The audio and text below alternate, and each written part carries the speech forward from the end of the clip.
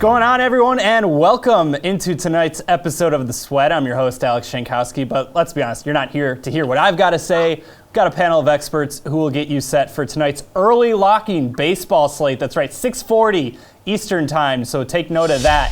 Also give you the scoop on some NFL season-long ADPs, help you build your lineups for golf's first playoff event out in Jersey, the Northern Trust. Also, Rays pitcher Emilio Pagan will stop by to talk about his team's resurgent season. Tampa Bay already played this afternoon, though, and spoiler alert, they lost. But we want to get you ready for tonight's action on the diamond. Some weather to be concerned about, but we got 5 games to talk about. So let's bring in our MLB panel. And I just got to tell you, studs across the board here from the DK Live crew. I'd sit at this cafeteria table of these 3 gentlemen, Steve Buchanan, James McCool, Gary and Thorne. Fellas, we are playing Sportsbook Chase or Fade here to start. Starting in Baltimore, where the Yankees are minus 250 to win, weather permitting, of course. John Means, though, is on the hill for Baltimore. Hasn't pitched since July 24th, but he has been the O's best starter when he's out there. Not saying much, but he's been pretty good. So Chase or Fade that the Orioles are a good choice tonight as home underdogs. What you got, McCool? Yeah, I mean, John Means has been good through the year, but I mean, over the last 15 innings that he's pitched, he's been just as bad as every Orioles starter. He's got a 6.2 ERA, a 5.28 K per 9. He's not striking anybody out, and the most important thing here is that he has the Orioles bullpen backing him up, which is a historically bad bullpen. To the point where, if everybody remembers the Saints back in 2017, where they set all those records and you just stacked against them every single day, they just can't stop anything. And the Orioles here cannot keep anybody from scoring runs. So I don't even really care that much about John Means here. Like, you can't take the Orioles so long as their bullpen is going to continue to just give up home run after home run. Yeah, no trust falls with that kind of support. Gary, you with James on that one? Yeah. I mean, look, like he said, John Means has been awful in his last 3 starts before going on the IL. His FIP was up over 7. And this is someone who's been outperforming his FIP by about 2 full runs for the entirety of the season. So the writing was kind of on the wall for him just hitting a serious point of regression. I mean, I understand people can look at this Yankees lineup and not want to bet the Yankees. You've got Gio Urshela batting 3rd. You've got just some like Cameron Maben's batting 5th. I get it. It's not a team that I would like to back at minus 250 either. But that does not mean you have to bet the Orioles, which seems like a really bad thing to do on any given night, even if they are plus 220 as a home dog. Come on, Bukes, plus 220 going up against James Paxton, some power righties. Can I talk you into Baltimore at all? No. There's no chance. I mean, look, even though the Yankees have been ravaged by injuries, they're still a good hitting club against left-handed pitching. Their current roster has a 350 WOBA against them, a 203 isolated power, and then there's just nothing to like here. I mean, I just don't understand, where the appeal here is at all here. It's definitely the Yankees for me. I could never imagine putting my hard-earned money on the Orioles. And, like Julian Edlow likes to say, Andrew Cashner was the most profitable pitcher in baseball while he's with the Orioles. I don't care about any of those statistics. You're not going to win any money when you bet on the Orioles, so forget about it. If only I could see Julian's face when he said that. Now, a little bit of, not really breaking news, but Aaron Boone talking right now. Giancarlo Stanton has hit off a tee recently, and Dylan Betances is going to throw off the mound on Monday, so maybe they're getting healthy. Those guys have been hurt, though, pretty much all year. Let's move on. A prop you can pick up tonight, pitcher to record a win. Now, the Red Sox, they're minus 315 favorites at home against the Royals. Probably not that much you want to lay there, but you can get starter Eduardo Rodriguez at just minus 125 to get the win. So chase or fade that Rodriguez is a safe pick tonight to get the win. Garion. I'll chase this. Wins are outdated and stupid, but if you can get a better odds on essentially a bet that is Red Sox to score a bunch of runs off of Glenn Sparkman in the first 5 innings, I'm going to hit on that bet. I mean, Sparkman's been terrible, really for the entirety of the season, but especially when he gets to leave Kauffman Park. He's been awful against lefties, which the Red Sox lineup is chock full of tonight. And for Rodriguez, I mean, look, he's sporadic. He's the definition of boom or bust. But this is a Royals team that has the lowest marks in WOBA and WRC plus in the entire American League. And he's received the most run support of any pitcher on a per-game basis in the entirety of baseball this season. So it's a lot of stuff that really adds up to him getting a win. If you can get it at this kind of odds, I think that's fantastic. Bukes, you with Gary on that? Not really, because, let's talk with a Boston fan here. I don't know if you're in tune, but the Red Sox bullpen is just as bad as the Orioles, maybe. I mean, there's not a single arm that you feel good about trotting onto that bullpen to hold a lead. Granted, they don't have a blown save so far in the second half, but every lead that they give up feels like a blown save at this point. Granted, the Red Sox are an outstanding offense. They do extremely well at home. They're one of the best hitting clubs in the league right now. And Glenn Sparkman, I don't know what happens to him when he leaves Kauffman Stadium, but he truly is just throwing batting practice out there each and every night, especially to left-handed bats. So I feel like there's a very good chance that the Red Sox can get a comfortable enough lead that Rodriguez would be able to get the win here. But you really have to sit there and think about if that bullpen can maintain that lead. I don't feel great about that. So in that case, I'll just fade this one. All right, McCool, take the fandom out of this here. Are you looking to back Rodriguez tonight? Yeah, I'm entirely with Gary on this one. It's just purely the fact that I think this is more about how many runs can the Red Sox put up in the first 5 or 6 innings rather than what happens once bullpens get involved.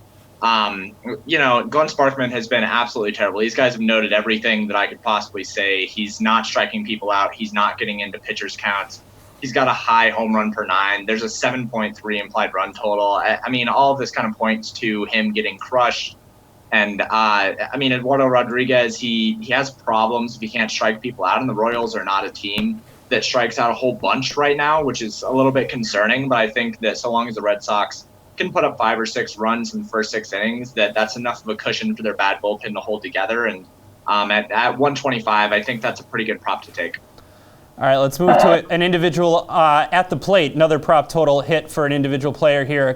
Ketel Marte of the Diamondbacks. He leads the NL in hits, 139. He is plus 174 to go over 1.5 hits tonight against the Phillies. So chase or fade, Marte will collect at least 2 hits. Mr. Buchanan, we'll start with you. Yeah, if there's ever a time you want to take a bet like this, it's when you have Marte going against left-handed pitching, and that's exactly what he has tonight against Jason Vargas. You look at his numbers, specifically at home against lefties, a 422 WOBA, 305 isolated power at home against lefties. And Vargas has been somebody that's been tailing off so far in the second half. Granted, he's moved to a new team, so we'll see how that ends up panning out. But when he was away from Steve, when he was with the Mets, that was his worst. Those are his worst splits. He's always going to be away from Citi Field now. Home is going to be Citizens Bank Park, which is a very friendly hitter park. Now we're in Chase Field. Not the best park for hitters, but this is kind of Marte's, the cream of the crop here when it comes to his splits here. So I'll chase this one. Yeah, McCool, you think Marte is going to capitalize on a couple 85-mile-an-hour heaters from Vargas? Oh, wait a minute. Vargas is really bad, and I think that if there's going to be somebody on the Diamondbacks that can get there, it's going to be Ketel Marte. I really like him at home. I really like him against left-handed pitching. I can echo all the things that Steve said. Plus 174 is maybe a little bit not good odds for me if I'm going to be trying to bet that somebody is basically batting 500 in a game. So I think that I'm kind of more on the fence here in that I don't want to fade it, but I don't want to take it. But if you're really looking for a prop to take, I think this one is just fine. Gary, and what are your thoughts on Marte? Yeah, I think I'm probably closer to Steve's end of the ledger here. I think this is a really good spot for Marte. I won't necessarily echo all Steve's points about how he's dominated left-handed pitching so far this season, but I think to speak to James's point about having to bat 500, he is batting leadoff. I think you can probably project with how the Diamondbacks have hit left-handed pitching for the entirety of the season. Even if they are playing this game at home and they might not bat in the 9th, I'm going to give Marte 5 plate appearances in this contest, so that makes things a little bit easier. Also, his numbers, as good as they have been against left-handed pitching, it kind of overshadows how he's gotten way better throughout the course of the year against right-handed pitching. His success as a left-handed bat has really come along since about mid-May. He's up to a 139 WRC plus as a lefty. And against Philadelphia's bullpen, which is just as bad as Boston's and maybe not as bad as Baltimore's, but it's up there. I think he's going to be in good matchups the entirety of this game. A lot of bad bullpens in action tonight. All right, that's enough baseball for now, but you guys don't go anywhere. We'll hit on hardball again later on. Time, though, for some football before our panel dives into season-long ADPs. Brendan Glasheen has more on the just truly bizarre feat of Mr. Antonio Brown. Hey there, I'm Brendan Glasheen, and with your DraftKings Fantasy Flash, we've come to find out about the why as it pertains to Antonio Brown's foot issues. Pro Football Talk's Chris Sims got word from someone with knowledge of Brown's situation that the Raiders receiver burned his feet by entering a cryotherapy machine without proper footwear, and his feet were frostbitten. Okay. Fire off your ex-Ryan jokes. That's fine. Ian Rappaport adds it's unclear when Brown is going to get back out at the practice field. He's been out since July 30th. That's about more than a week, and that was when he left the team to visit a foot specialist. This whole foot thing isn't expected to be long-term, and that was from Adam Schefter over the weekend. Don't sweat this too much in your season-long approach because Brown's got more than a month to get this whole thing figured out. I wouldn't look at Instagram if I were you, but if you want to, go ahead. Raiders open on Monday Night Football at home as well against the Broncos, and that means Brown's off the Week 1 main slate, so you've got nothing to worry about when it comes to your DFS lineups. All right, time now to dip our toes into our own kind of cryotherapy chamber. Debates about season-long ADPs. To help me do that, I welcome in DK Live's Julian Edlow. See, I got to see his face when Steve got that dig in. I was right here. Jeff Ulrich is here, as well as Action Network's Ian Hartitz. And guys, I hope you all have proper footwear on. First guy we're going to talk about, Aaron Rodgers. He is going QB3 right now. So, Ian, is that where you should be targeting Aaron Rodgers? Bounce back season potentially? It's lower, man. We keep talking about this bounce back potential, but let's face it now. It's been 5 years since Rodgers has ranked higher than 14th in yards per attempt. I don't think it's all his fault. He's still clearly one of the most talented quarterbacks in the league, but at the same time, look at his weapons. They're all guys that were much better like 5 years ago, with the exception of Devontae Adams. I mean, they haven't upgraded that receiving corps since Jordy Nelson left. And, once again, we're entering this season really with the same guys he had last year. I mean, maybe Matt LaFleur is going to be this wizard that's going to help turn everything around, but didn't really get that impression in Tennessee, which I know wasn't the perfect situation, but we expect him to line Aaron Jones up, and that's going to help everything. But it took him until week 13 last year to figure out Derrick Henry was the guy that should be getting the ball there. So I'm fading Aaron Rodgers as a QB3. I got Mahomes, Watson, Luck, and Baker ahead of him. All right, now, Edlow, Twitter told me that it was all Mike McCarthy's fault. Are you still taking Aaron Rodgers QB3 or lower or higher? I mean, Mike McCarthy wasn't great, but I have no faith in this new coaching regime here. And this was the Titans offense. If we're going to compare this to the Titans offense last year, I know Marcus Mariota is not Aaron Rodgers, but that was not an impressively coached offense. And like Ian said, Aaron Rodgers is a guy that's been falling off for years now, and outside of Devontae Adams, those wide receiver 2, 3, the tight end in a washed-up Jimmy Graham, he just doesn't have the weapons there. My rankings on the DK playbook for our season long, I have him at 6th. I buried him way down there. He's been injured. He hasn't been consistent. I don't think he has the talent around him that he needs to have a successful season to be a top 3 QB. All right, Jeff, any love for Aaron Rodgers? Not really. I'm pretty much just going to be echoing what the guys have just said. I mean, I think 6 is actually pretty reasonable. I think you could actually make a case he could even go a little bit lower. Problem with Aaron Rodgers in season-long drafts is everyone likes Aaron Rodgers. They remember when they won him a league 5 years ago, and he always gets overdrafted. So even if you do kind of like him, I think he's reasonable around 5 or 6. I don't think it's a terrible pick, but rarely are you ever going to be in a draft where Aaron Rodgers is the 5th or 6th quarterback off the board. Someone's always going to reach for Aaron Rodgers. So, Ian threw out Baker Mayfield. I definitely like the upside there. I'd throw Kyler Murray, who I like, over Aaron Rodgers just as a ranking perspective. I think if somehow he's on there and he's like 6th or 7th quarterback, I don't have a problem with that. But that's probably where I would throw him, around 7 right now. But at 3, it's way too high. Speaking of burning people through draft capital, David Johnson, it's been a while since he's really been a fantasy stud. A lot of change in the way people are thinking, though, about him, obviously, this year, given the new offense, the new quarterback, things like that. He's RB5 right now. Julian, are you liking that spot for him? So for me, this is spot on. I think there's a tier 1 of running backs that includes 4 guys, that being Zeke, Saquon, Kamara, and Christian McCaffrey. And right outside of those 4 guys, the top guy in tier 2 for me, which would be RB5, is David Johnson in this new offense with Kyler Murray, looking for that bounce back season. Great receiving back, should be very involved coming out of the backfield. Unless Zeke, the only way that he can climb, I guess, is if Zeke's holdout winds up going into the regular season and we drop him back. Then David Johnson just by default becomes the RB4, but is still in that tier 2 for me behind the 3 other guys that I mentioned. So for me, 5 is spot on, and I don't really see him moving back at all. There's nobody that I think can really skip him, so it really just depends on Zeke if he can move up. All right, Jeff, can you actually take a stance here? Is 5 too high or too low? It was a good number.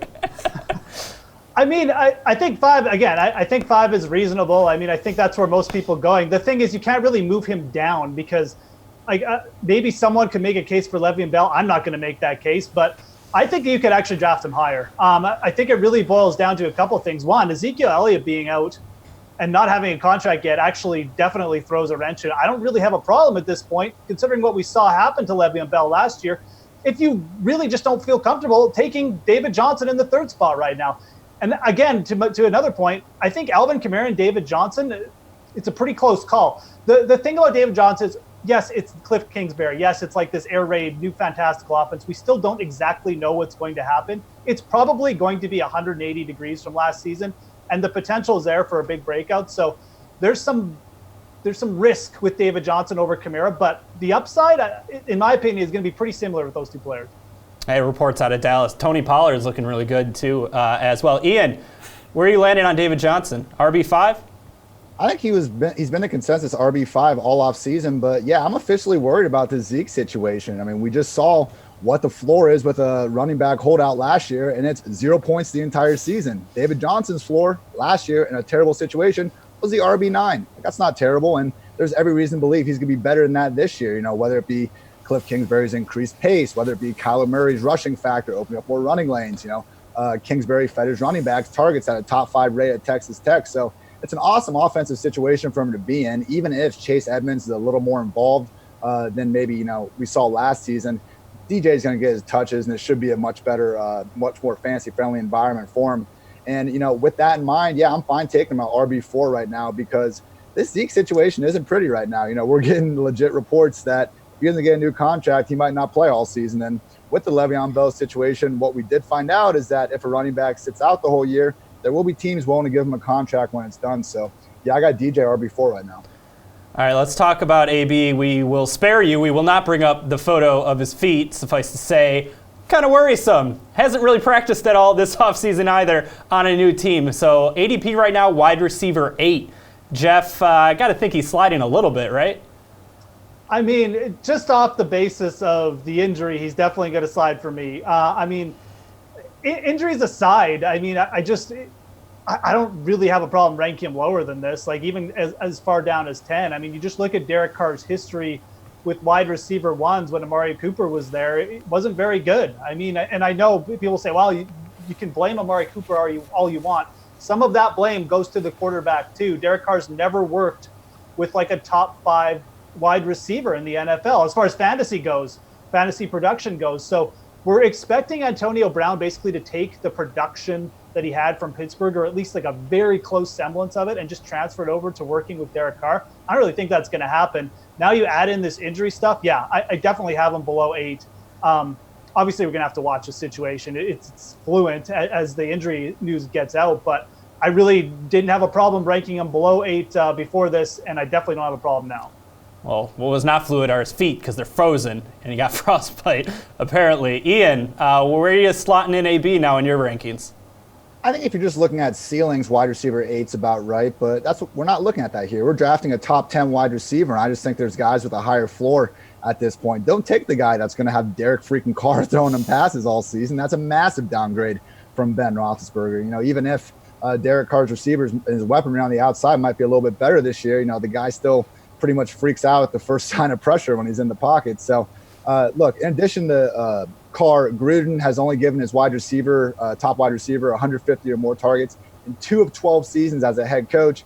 AB's had at least that many targets in every single season since 2012. So not only did he have a really good connection and efficiency with Roethlisberger that we shouldn't expect to be duplicated, but he's probably going to have less volume too. And that's even before we consider this foot issue, which is obviously a big problem. So outside of, I think there's a clear-cut kind of top 7 alpha wide receiver ones. And even after those guys, I like T.Y. Hilton, Keenan Allen, maybe even Julian Edelman more than AB at this point, just because they at least have a floor.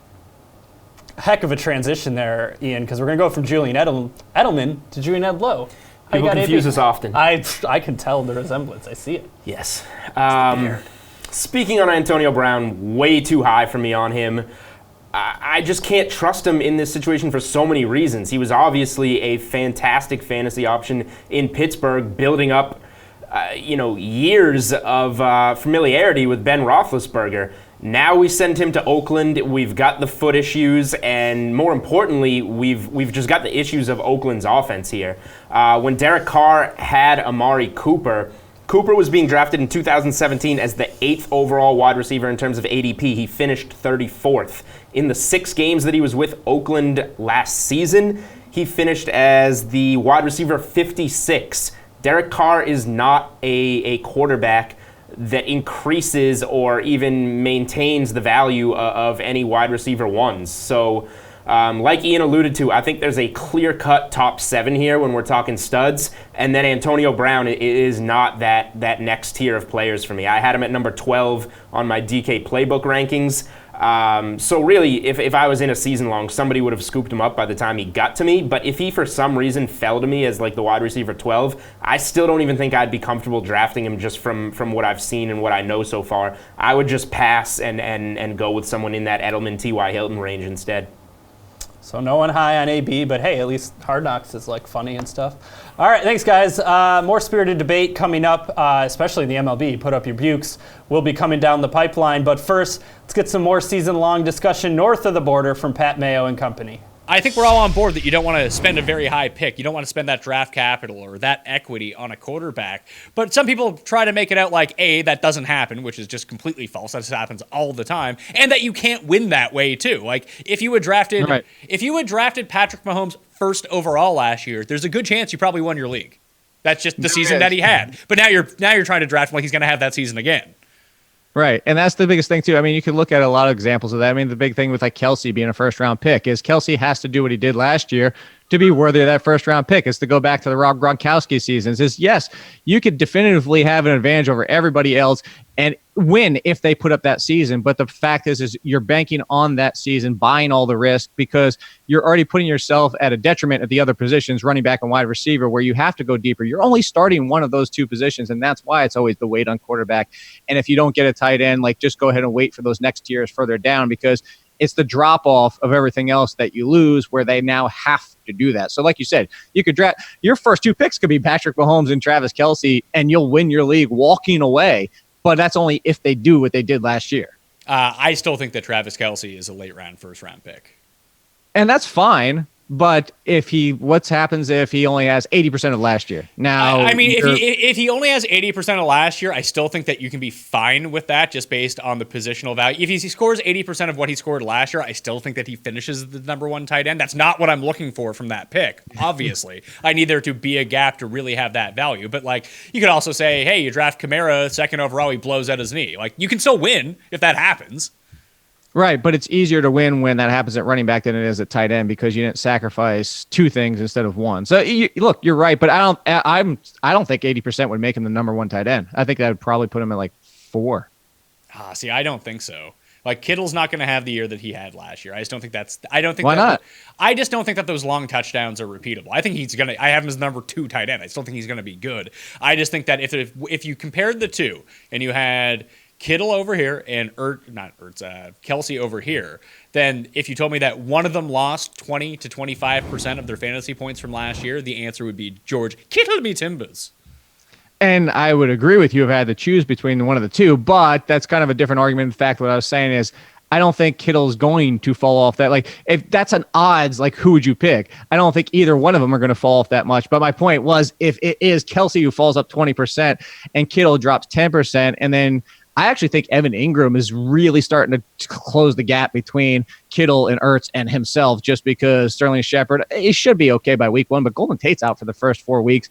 Evan Ingram, similar to Kittle, is essentially in the conversation for the number 1 pass catching option on that team. Yeah, but Evan Ingram is going to get all this juice in drafts right now because of the Tate suspension, because of the Shepard thumb injury. Like you mentioned, he should be good for week 1, and the rest of the injuries that are just plaguing the Giants right now. But I think once that Golden Tate ends up returning and Shepard is out there too, like he could be the number 1 tight end for the first 4 weeks of the season. Then he goes back to being the number 4 tight end or the number 5 tight end. That he's probably just a good sell after week 3.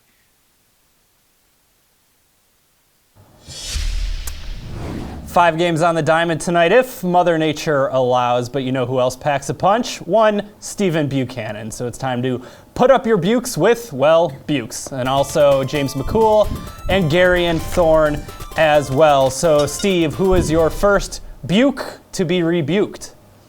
Alex, you may be a replacement host, but that was a hell of an intro. I gotta hand it to you there on that one. We're going to start with Hunter Renfrow for 18 DK fantasy points. Now, keep in mind, this is a 5-game slate here, so some of these plays are going to be a little more obvious than usual here. But batting 5th tonight, has a 363 WOBA, 400 isolated power, 6 home runs on the road against lefties. They're going against, I can't even say his name. Alex can say it for me.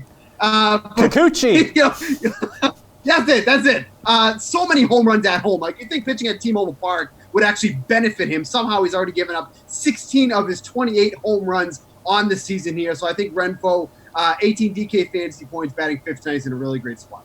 All right, Gary, and he at least went with 18. That's a pretty substantial number there. So you with him on this? Yeah, I got to be honest. I've got a lot of Hunter Renfrow in my lineups tonight. I will say, to kind of pivot off of Steve's points, I mean, money's going to be at a premium, at least for me when I was building tonight. I hate almost every pitcher on this slate under $9,000. So I don't have a ton of money to use on positional players. So if you want to get some of the exposure that Renfrow gives you, but a little bit cheaper, Will Myers is $600 less. He's batting 2nd, not 5th in the Padres lineup tonight. And he's actually been hitting really well the past 2 weeks. His WOBA is up over 385 within that span. His hard contact rating against left-handed pitching is around 60% for the entire season. So if you do need to spare a little bit more salary than Renfrow allows, Will Myers is a good way to kind of pivot off of that. But cool. 18 DK points for Hunter Renfrow. We thinking that's possible here? No, I don't think it's possible. I just think that Renfro's not very good right now. I mean, he's always been kind of like a really high strikeout guy, and even though he's going up against a pitcher that does give up a lot of home runs, like we know that regression is going to come back down. We know he's not going to continue to give up 4 home runs per 9 at home. So, you look at a situation like this and you say, oh, well, Hunter Renfrow, he's a power hitter. Yeah, he's a power hitter that has to deal with a variance of home runs. So 18 fantasy points, if he's not going to hit a home run, he's not going to get more than 6 fantasy points, and that's if he gets on base and gets a run. So, I mean, you guys can have your Hunter Renfrow, but I'm going to fade him and think that a little bit of home run regression is coming back towards this Kikuchi.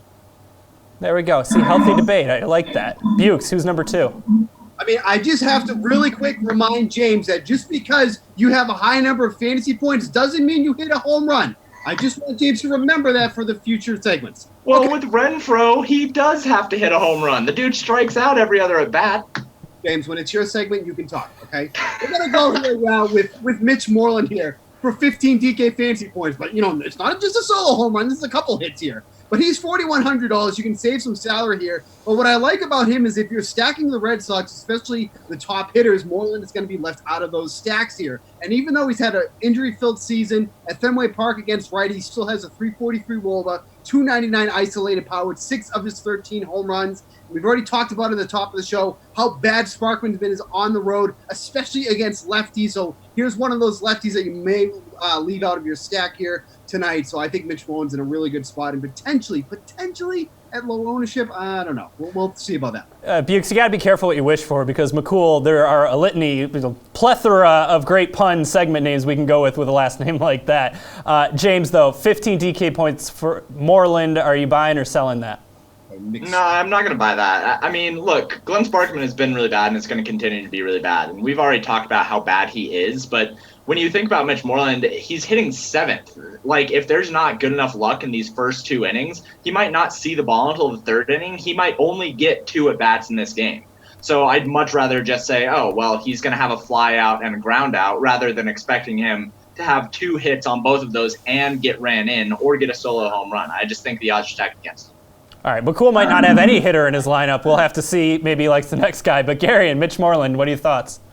Yeah, I like Moreland. Again, he kind of fills a quota of getting a left-handed Red Sox bat without actually having to pay premium price, which you might have a hard time affording. I'm going to have a tough time getting $5,600 for Rafael Devers tonight. Mitch Moreland's not a bad way to go. Although I will say with the lineup that Alex Cora has constructed, the one worry I would have, and this does speak a little bit to James's point, he's got 3 consecutive left-handed bats in the 7, 8, and 9 slots in that lineup. If he does not get to Sparkman in the 2 opportunities he's going to get in this game, he's 100% going to see a left-handed reliever the first time the Royals go to the bullpen because Cora's just set it up so easily for bullpen management against this lineup. So that's a little bit unfortunate, but I'm nowhere near as down on this play as James seems to be. Bukes, number 3, who you got? Yeah, this is the one I like the least, so I'm expecting James to be all over this one. So this is Yasmani Grandal for 12 DK fantasy points, batting second tonight against Trevor Williams. Now, Grandal has definitely been slumping a little bit as of late, especially in the second half, but his best power has come on the road this season against right-handed pitching, 383 WOBA, 284 isolated power with 10 of his 19 home runs. And Williams has just been downright awful at home against lefties at PNC Park, 448 WOBA, 5.54 xFIP. I know Williams has had a couple of good starts in a row here, 2 against the Mets, 1 against the Cardinals, but that's not enough to make me think that Williams has finally figured it out this season. I still think that there's a lot of offense to be had against him, especially here tonight, so I like Grandal for 12 DK fantasy points. All right, Gary, we got a switch hitter now, so bullpen maybe not as much of an issue. What are your thoughts on Grandal with 12 DK points? I mean, we shouldn't yada yada over the slump. I'll say that. It's 132 plate appearances we're dealing with. He's hitting 204 with a 111 ISO, so almost no power to speak of for Grandal. Look, if you're stacking Brewers, I've got no problem with this. I think with his lineup positioning, with his power potential, I can understand this play. And he's a decent salary at 3.9, but I don't know. I look at like Carson Kelly. I know he's batting 8th, but he's crushed lefty pitching so far this season. Tom Murphy, Pedro Severino. I just think there's a lot of ways with guys who are in maybe a little bit better form right now to save some money at catcher. I'm not really looking to put Grandal in too many lineups tonight. All right, McCool, deliver the knockout blow to Bukes here. Grandal. No, I actually love Grandal tonight. I knew it. Yeah, I mean, look, so I'm going to read off some numbers here for you. Trevor Williams is giving up a .51 xWOBA to lefties over the last month and a .748 x-slugging percentage to lefties over the last month. I mean, he's getting destroyed by lefties. He has a really good changeup, but that doesn't play very well against the opposite plate side hands. So, you know, Yasmani Grandal, you mentioned he's a switch hitter. He's not going to have to worry about Trevor Williams. He's going to be able to tee off on him. 12 fantasy points is nothing if you get a double, a run, and then another double. That's 12 fantasy points right there. So, I mean, I really like power potential here for Yasmani Grandal. This is the one that I'm highest on out of all Steve's picks, and of course he's wrong on the other 2. So this is the one I'm going to go with, and I just really like him. All right, sounds good. Let's get to slate-approved picks for you guys on tonight's 5-game slate. Gary, and we're going to start with you. I like Zach Gallen. I think of the top 4 guys, he's got the least sexy matchup on paper. I think he probably has the lowest ownership of the top 4 price pitchers tonight. So I'm going to go with Gallen, who's in a good spot, and he's been pitching well. McCool? Fernando Tatis Jr. I just love the power matchup here against Kikuchi. I think that Tatis Jr. has one of the best shots on this slate to hit both event upsides with home runs and stolen bases. All right, and still reigning champ of Put Up Your Bukes because it's named after him, so I don't think I can pick another winner. Steve? Yeah, I'm going to thank Gary for listening to the Panel B podcast earlier because we talked a lot about Gallen and how he's got a good matchup here tonight, so I will stick with that. Ooh, first Panel B shout-out. Was wondering when that would come. All right, done with tonight's baseball slate, which is great because it locks in 6 minutes. So if Steve totally threw up your lineup now because of all those different picks here, you got a little bit of time to change those. But don't go anywhere because our chat with Rays reliever Emilio Pagan is just around the corner right after we talk that hockey with Terrell Azak. Give me your best pitch on why a fantasy player should draft you next season. Oh, jeez. I'm not too sure. I would be a great addition to anyone's lineup because I'm going to be very cheap. I think if your league has hits in it, then I'm a consistent 2-3 a game. If I was running the team, I wouldn't draft me in fantasy unless there's points for a locker room guy. Well, it hasn't been the best 2 years for me, so I'd like to think there's only one way to go, and that's up. I can get you a lot of block shots and get you some points with the dirty areas of the game. I mean, a lot of new opportunity in Minnesota. Hopefully, if I can get some of the chances I did last year, I can put up numbers. I'll try my hardest every night. You heard it here first. What's up, guys? Welcome back to DraftKings' The Sweat, where we have Tampa Bay Rays pitcher Emilio Pagan hopping on with us now. Appreciate you giving us a few minutes of your time, buddy. Yeah, thank you guys for having me. I'm excited to be on.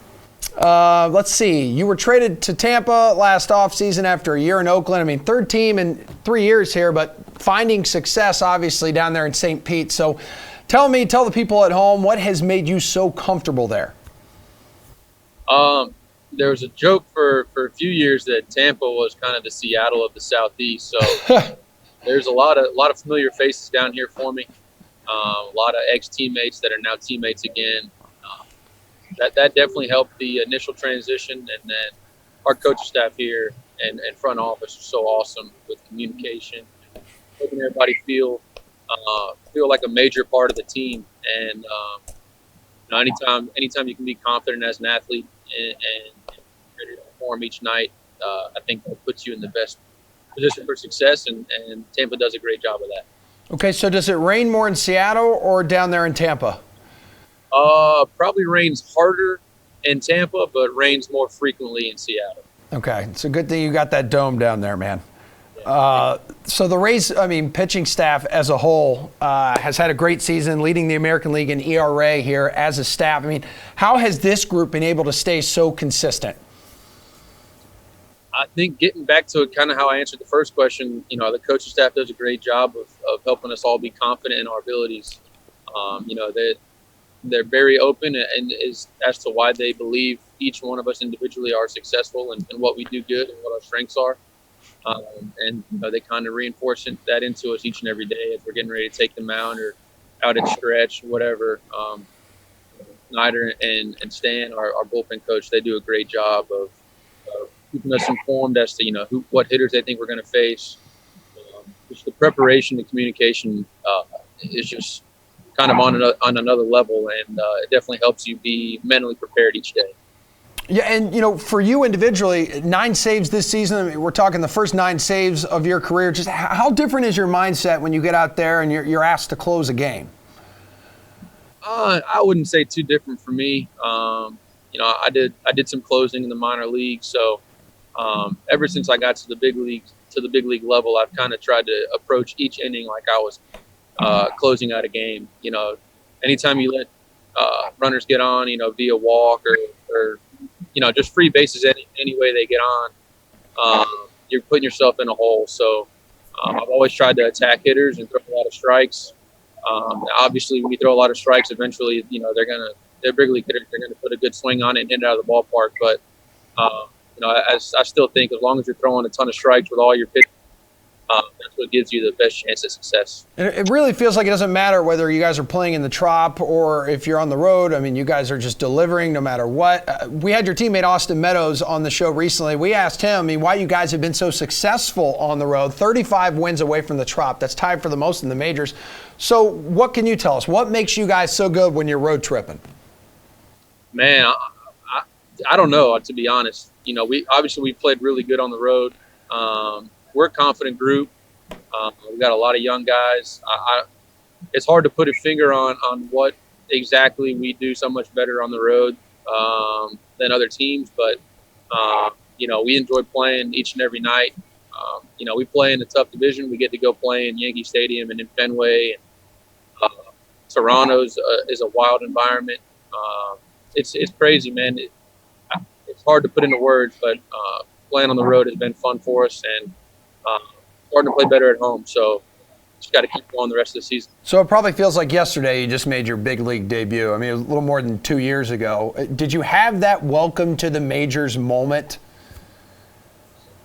I mean, my first inning, the only out I got was a robbed homer. So that's about. I think that's about as big a welcome as you can get. Yeah. You know, the hitters will let you know how good you are. So, you know, that's kind of when I understood, like, hey, I got to take this to the next level, physically, mentally, and I think that's probably the thing that stood with me the most. And, you know, Emilio, that same year, you're also representing Puerto Rico in the World Baseball Classic. So what did that experience mean to you? That tournament meant everything to me.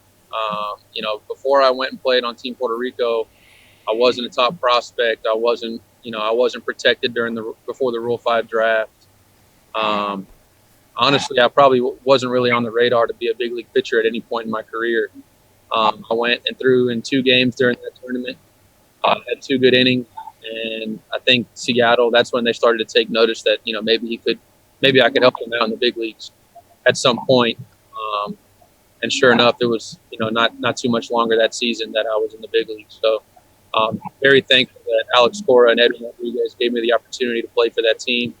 And looking forward to hopefully representing Puerto Rico again at the next one. All right, let's hand out some team superlatives here. I mean, who would you say is the most competitive in the clubhouse? Ooh.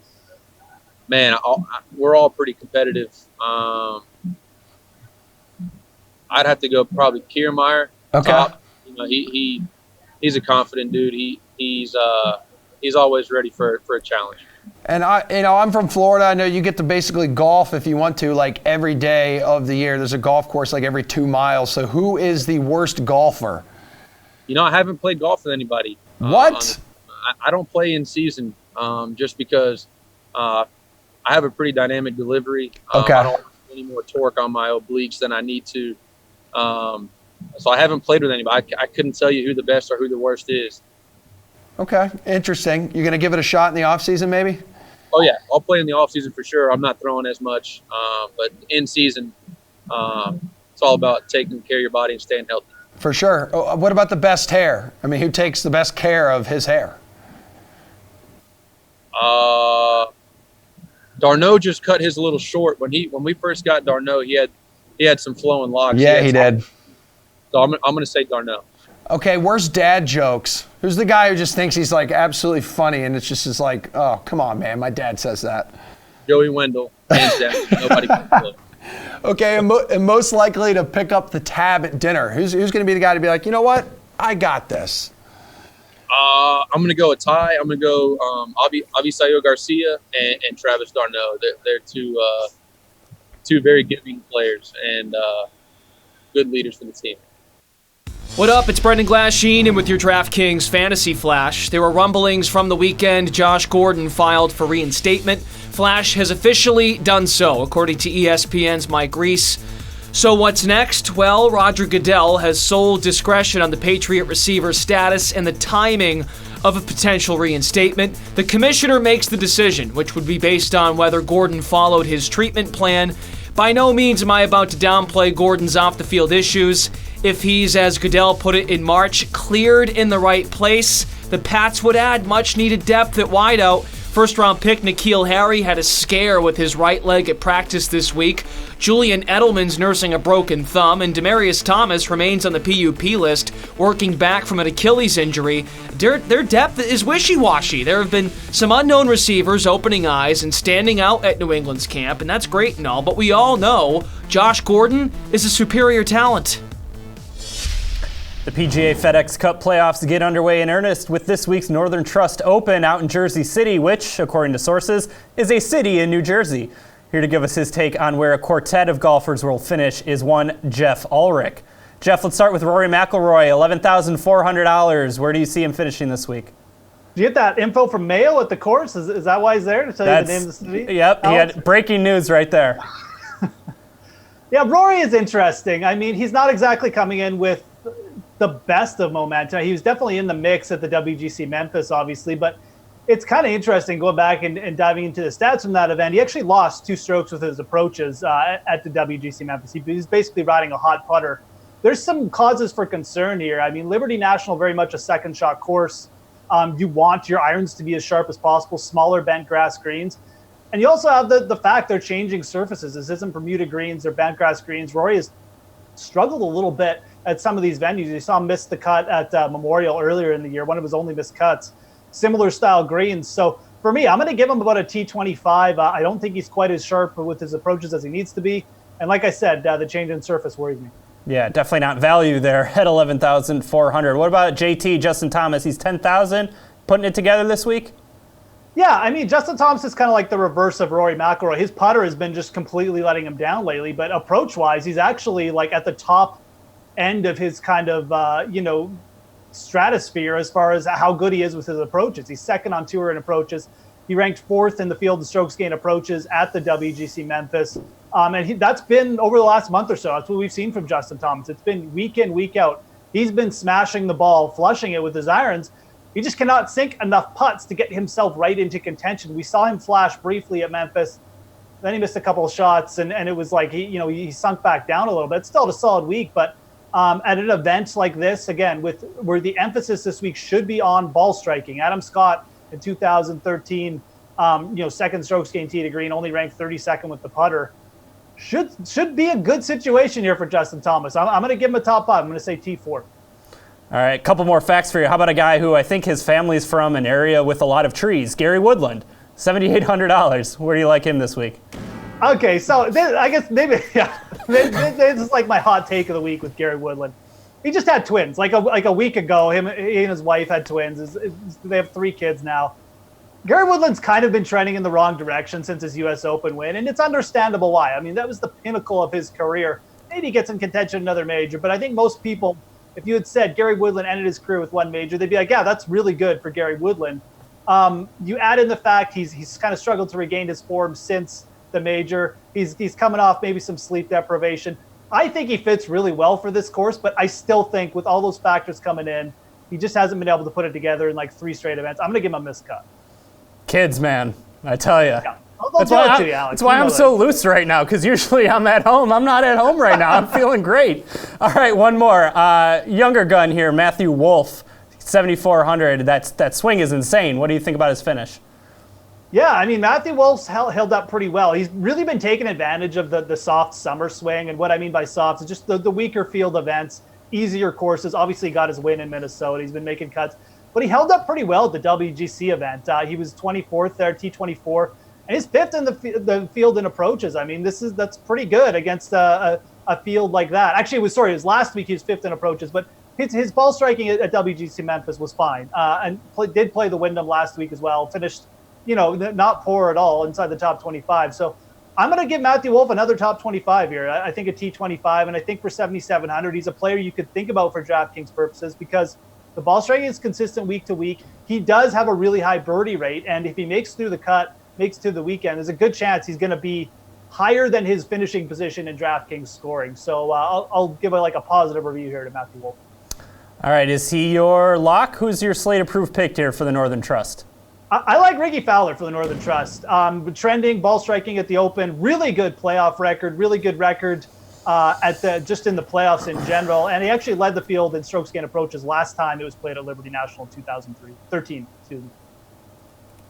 All right, thank you there, Jeff. And hey, baseball's already locked, and Fernando Tatis has already hit a home run. So I think we're going to have to give James McCool then his own segment because that was his slate-approved pick for the night. Thank you, though, Jeff, and some more ADP talk coming your way as well in the NFL. But before that, myself, the other Panel B boys, dished about the Mets and their out-of-nowhere postseason push. I mean, the Mets making a run for what's really interesting is that literally every National League team, with the exception of like the Pirates and the Marlins, are really not out of it yet in terms of the wild card. And that's kind of what this whole thing was about, the 2 wild card spots, because at least in the National League, it's not really that close in the American League, but at least in the National League, you can make a legitimate case for all of these guys. It's only August 7th, and even the Rockies, who are, way below 500, 4-6 in their last 10, they're only 7 games out of a wild card spot. I mean, at least there's some excitement and at least there's some reason to watch some of these games. You look at the American League wild card. It's Oakland is a half game out of the second wild card spot. Then it's the Rangers 6.5, Red Sox 6.5, Angels 10. Like, it's pretty much over. Yeah, for that's the most part there. a three-team race. There. Right. That's pretty much all it is for that. But at least the National League has something going on here, and it's exciting because, Diamondbacks still in it. Giants, I don't care, 3.5, they're out of it. Damn, you guys suck. The Reds, 4.5, I have more faith in that. But there's just a lot of teams to like right now. Yeah, and the Mets, it's going to be obviously still an uphill battle because you have to leapfrog so many teams to get into that spot. But get to that single game where everybody now is going to have to exhaust. You can't plan ahead for that single game because you have to win every game leading up to it. So you want the team that's going to have 2-3 starters that if your one guy can't go, you're going to feel a lot better. And I think Washington's in a similar boat. But after that, I don't think any of those other teams boast that kind of pitching depth. I mean, unless Washington can throw Scherzer, whose injuries are really hurting them, even though they're hanging on to that wild card spot. Scherzer or Strasburg, the next best prepared team is the Mets. Even if they have to pitch one of their studs to get there on the last day of the regular season. I think they're going to have guys the next day or whatever it is, 2 days later, that can go out there in a one-game playoff or a wild card game and get them through that. Yeah, and I don't think Corbin as well. And then, even if it absolutely had to be like Anibal Sanchez, really compared to like the fourth bad. option for a lot of these other teams, right? I think you find a way to make that Scherzer or Strasburg for that wild card game, just like the Mets are going to find a way to make it DeGrom or Syndergaard. But even still, like if you have to go to a Wheeler or Stroman, I mean. And then that still gives you a chance for the next series then after that. One thing I didn't even realize either, which I thought was pretty amazing, is that I don't even mean to keep using that. I'm sorry. The Mets have a really, really good home record. They're 31-20. Like, on the surface, that you wouldn't even realize how good they've been at home because, like, Nationals 31-25.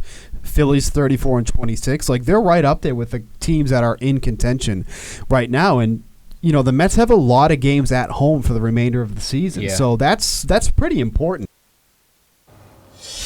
All right, that bell means it's time for our final segment. Ulrich, Edlow, Ian. Let's jump right into some more season-long ADPs, PPR leagues, guys. Come on. As you know, Drew Brees, QB7? Jeff? Yeah, it's a little bit high for me. I mean, Drew Brees, if you just look over his last 2 seasons, those average yards per game is coming down. 266 yards per game last year. It's just not what you want to see, or it's just not traditionally what you've seen from Drew Brees in the past. So is he still a very efficient quarterback? Yeah, the touchdowns are still pretty good. He's a solid player, but he's not QB7 for me. There's just too many other players with upside. I'd have him ranked closer to like QB10, QB11. Edlow, where do you fall on Drew Brees?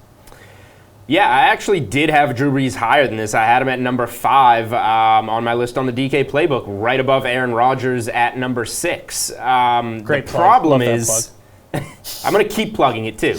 The problem is, outside of the top 4 guys, I don't necessarily see the point in drafting a quarterback this high. Like, we've got Mahomes, Luck, Watson, Baker, and then you get outside of that realm and we start getting to Drew Brees, Aaron Rodgers, Cam Newton, and so on. And that's at the point where I would rather just wait for a guy like Kyler Murray or something along those lines. But if we're just flat out ranking the QBs, I think that Drew Brees is going to be inside the top 7 this season. Ian, where does Drew Brees land for you? Above or below QB7? Or right there?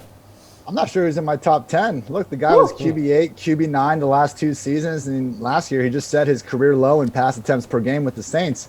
Maybe he'll rush for 4 touchdowns again. I mean, he had that nasty spin move that we probably all remember. I mean, he's got a little giddy up to him still, but there's a real chance that I think Brees might fall off here soon. Look, Father Time's undefeated. His splits from week 13, the conference championship game, the drop-off from what we saw in the first 13 weeks of the season are eerily similar to what we saw from Peyton Manning in 2014. Similar age, obviously being in the dome and not being in outdoor Denver's something to consider, and not the same injury history. But look, Brees, we've seen his ADOT go down year after year. I mean, at the very least, there's heightened risk this year if something happens to Michael Thomas or Alvin Kamara, because I don't think Brees is the same type of elevator these days. And I don't think he's a great fantasy option. So no, he's definitely not in my top 7. A lot of outdoor games, too, as well, that he has this year. Le'Veon Bell took a year off for a running back. That's not a terrible thing, though. Fresh legs. RB6 right now is his ADP. Edlow, where you fall on that? Yeah, so for me, I had him 6 in my rankings, so it's kind of spot on. But there's so much that we still need to find out. Obviously, the Zeke situation, the Melvin Gordon situation. He's a running back that right now is right next to Le'Veon Bell in most people's rankings. I don't necessarily want to trust Le'Veon Bell in this new situation, but I also do see the upside. I like the idea of the fresh legs. I like the idea of Sam Darnold checking down to him as a young quarterback that's not necessarily going to be going down the field as much in this offense. So kind of by default, I think he's in that 6th spot, and the questions we have surrounding Zeke and Melvin Gordon help him be ranked that high. But if those top 5 running backs that we discussed earlier in the show are off the board, I don't know how early I really want to be looking to Bell in my season-long drafts, even though I can't argue with him being ranked there. I'm checking with our producers. I'm pretty sure that we got all the ADPs just from Julian Edlow's rankings. That would be pretty spot on. Smart thing to do. Ian, RB6 for Lev Bell? I got my RB6, but that's about the point where I'm gonna, I like the top 5 running backs, but after that, give me one of those wide receivers if we're in a season-long draft, or even Travis Kelce, guys. But look, I mean, Bell, I've seen a lot of people float around his, rushing efficiency, how it's very similar to James Conner and different backs the Steelers have plugged in over the years. The thing that separates him is his ability as a receiver. I mean, that's why he wanted to get paid more, because he has legitimate wide receiver 2 production. He can line up in the slot, line up and outside, and really present consistent mismatch problems for the defenses. The question is if Adam Gase is going to be using him in that role, and if he's even going to have enough opportunities in what figures to be one of the slowest paced offenses in the league. So, yeah, I think Bell is talented enough to definitely be that RB6, but with just some of these questions and stuff surrounding his offense and kind of workload, I'd rather have a guy like DeAndre Hopkins or Devontae Adams at that spot in the season-long draft. Jeff, save us with a take here. Is he too high? Is it too low? What do you got? I think he's a little bit too high. I mean, I'll take not that. Like a lot. You can't bump. The problem with Le'Veon Bell is, I'm like Ian. I don't really want to take him, but how far down could you possibly bump him? Because if you're going to bump him down to like 10th, you got to elevate players like Joe Mixon, maybe like Fournette or someone like that. And there's only so many of those guys you can really stretch for to bump them up. Yes, the Jets only average like 4 yards per carry. They were one of the worst rushing teams in the NFL. Yeah, they got a bad O-line, but it's still Le'Veon Bell. The workload is locked in here. He's a great receiver out of the backfield. So 7th, 8th, yeah, I might take Mixon over him. I probably would, just because I like Joe Mixon as a player. He's a little younger. I think the workload's going to be better this year. But we're talking about 1 or 2 players. So 7 or 8 for me, but I can definitely see the argument for RB6. Sorry, really quick here. What I wanted to say is everybody has him RB6, which I know is boring, and Janko's saying is boring. I think what we're all agreeing on, though, is that we're just being locked into a position here. Le'Veon Bell is overranked in terms of the overall perspective of things, if we include all positions. Well, we're not. One guy you might want to bump up, though, Dalvin Cook, RB10 right now is his ADP, but Ian, you like his upside a little bit more there? Oh, definitely. We're about to see a Dalvin Cook breakout year, people. I mean, look, he's played at least 70% of his snaps in 8 of 13, like, full healthy games he's had. The Vikings want to feature him. They got rid of Latavius Murray, their proven backup. Alexander Mattinson, he's fine. He's already a little bit banged up in training camp, and I don't think he's any reason to think that Dalvin is going to get a 3-down workload. Big addition on this Viking staff is Gary Kubiak as the assistant head coach. We've seen him elevate a number of no-name running backs over the years. Now he's got one of the more talented ones in the league. Kubiak's RB1 has averaged 291 touches over his 20 years as an offensive coordinator and play caller.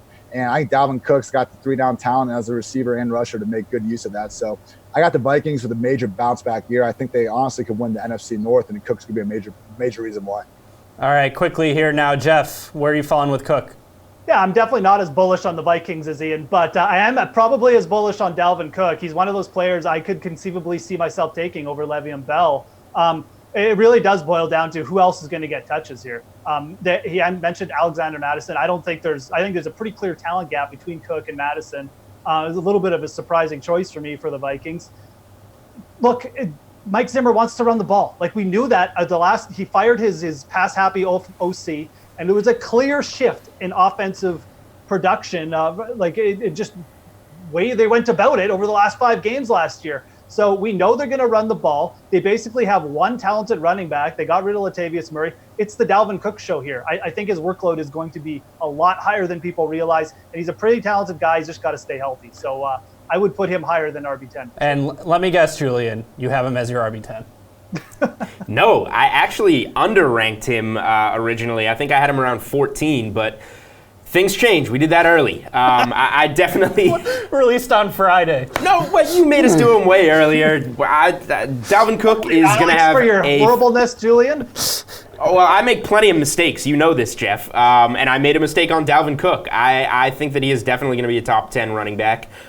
He is a guy that I would conceivably take at RB6 above Le'Veon Bell after those top 5 guys that we discussed. I think he's going to get a huge workload. And right now, if I'm building a week 1 lineup, he is my favorite play against the Falcons at 6K. He would be like my slate-approved pick. He's going to be the week 1 chop. Wow, look at him sneaking a slate-approved pick. Yeah, they forgot to put the sticker up, though. What a pro. All right, well, that's going to do it for this show. Thanks for stopping by. Go, enjoy your sweat. We'll see you next time.